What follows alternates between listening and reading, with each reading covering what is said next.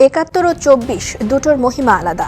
৭১ জামায়াত ৭১-এ স্বাধীনতা বিরোধী ছিল, এখনো তারা সেই অপচেষ্টা চালিয়ে যাচ্ছে বলে মন্তব্য করেছেন। আপনাদের আত্মত্যাগের মাধ্যমে আমরা পেয়েছি আজকে আমাদের এই শ্রেষ্ঠ অর্জন স্বাধীনতা।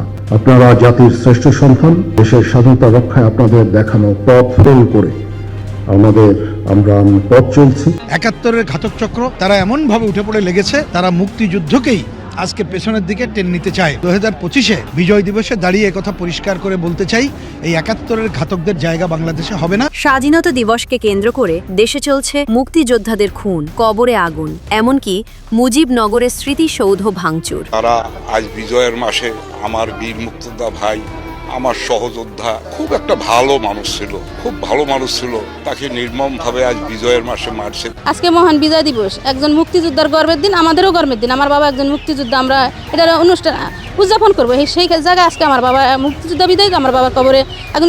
মুক্তিযুদ্ধ ও মুক্তিযোদ্ধাদের উপর যখন নৈরাজ্য চরমে, তখনই কঠোর হুঁশিয়ারি দিয়েছেন সেনাপ্রধান জেনারেল ওয়াকারুজ্জামান। তিনি জানিয়েছেন, মুক্তিযোদ্ধাদের দেখানো পথেই দেশ পরিচালনা করা হবে।